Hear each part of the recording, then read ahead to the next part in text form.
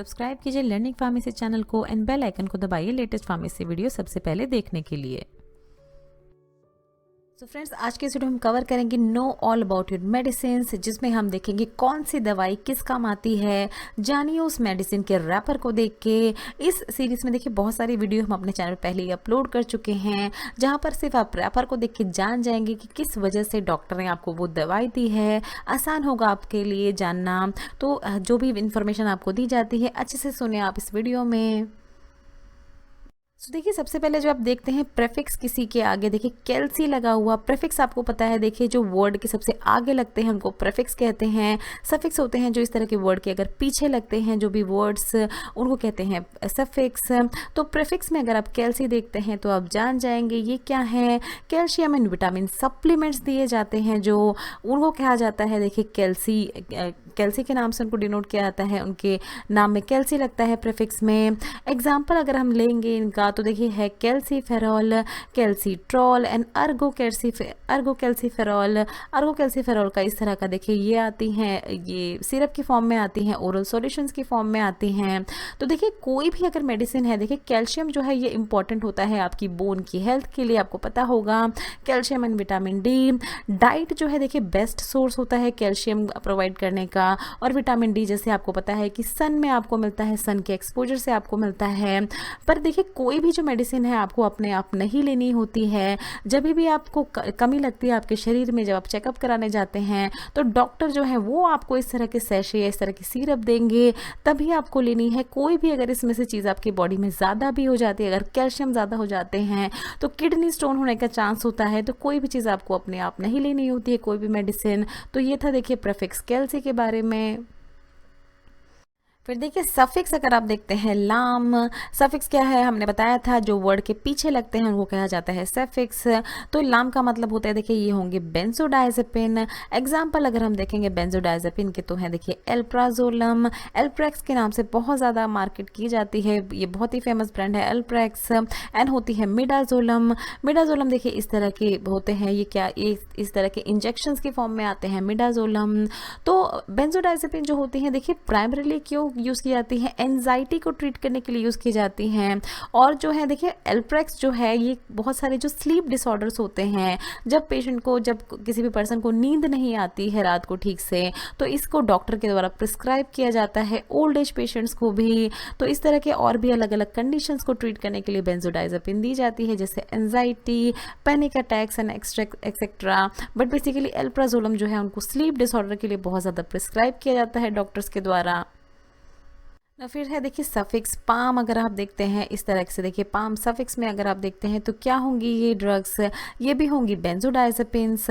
बेंजोडायजेपिन जैसे अभी हमने आपको बताया था क्या होते, पहले एग्जांपल देख लेते हैं। देखिए बेंजोडायजेपिन के डाइज़ेपाम एंड बहुत ज़्यादा डाइज़ेपाम जो है वो प्रिस्क्राइब की जाती है डॉक्टरों के द्वारा। वेलियम के नाम से ब्रांड से आती है। एंड लोराज़ेपाम, लोराज़ेपाम का इस तरह से आती है, देखिए एटीवान के नाम से इसको ब्रांड इसको सेल किया जाता है। तो देखिए बेंजोडायजेपिन जो होते हैं उनको एंजियोलाइटिक मेडिकेशन भी कहा जाता है। एंजियोलाइटिक मेडिकेशन ऐसी मेडिकेशन जो कि हेल्प करती है एंजाइटी को रिड्यूस करने में। इसके बिल्कुल ही ऑपोजिट होती है देखिए एंजियोजेनिक एजेंट। एंजियोजेनिक एजेंट ऐसे एजेंट होते हैं जो कि एंजाइटी को इंक्रीज करते हैं। कौन से एजेंट हो सकते हैं ऐसे जो कि एंजाइटी को इंक्रीज कर सकते हैं? बहुत ज़्यादा कार्बन डाइऑक्साइड के एक्सपोजर में आना एंजाइटी को इंक्रीज कर सकता है। अगर एक तरह का केमिकल होता है सोडियम लैक्टेट, अगर उसके कांटेक्ट में आ गया है पर्सन तो एंजाइटी हो सकती है। कोकीन या कैफीन का बहुत ज़्यादा मात्रा में कंज्यूम कर लेना, उन दोनों ही प्रोडक्ट्स को, कोकीन एंड कैफीन को, एंजाइटी कॉज कर सकता है।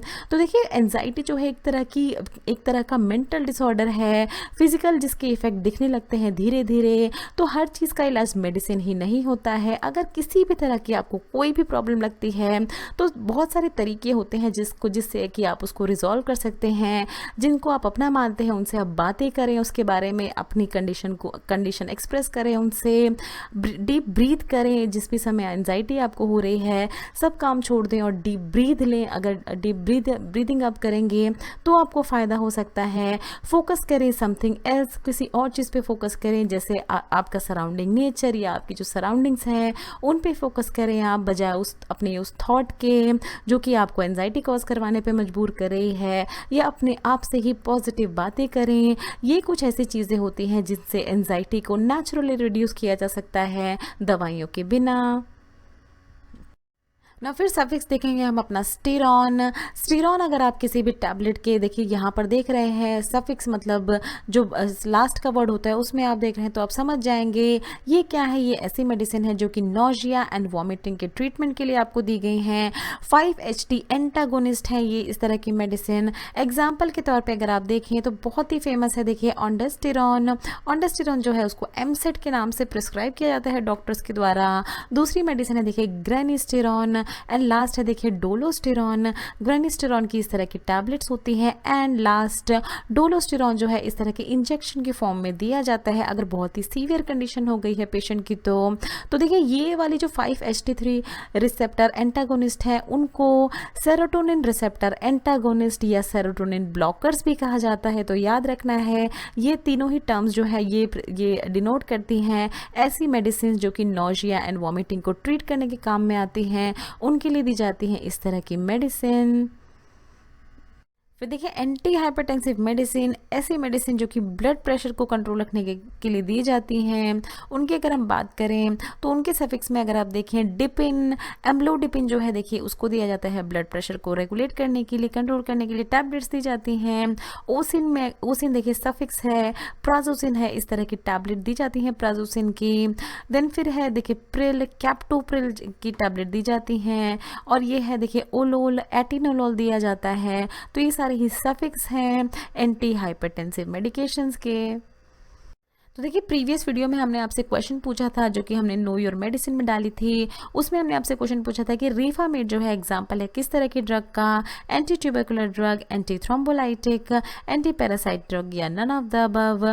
तो जिस बच्चे ने सबसे पहले जवाब दिया था और सबसे सही जवाब दिया था सबसे पहले वो थे प्रवीण कुमार। तो कॉन्ग्रेचुलेशन आपको, आपने बिल्कुल सही जवाब दिया। आज की इस वीडियो में भी हम आपसे क्वेश्चन पूछेंगे तो आप कोशिश करें सही जवाब देने का और सबसे पहले जवाब देने का।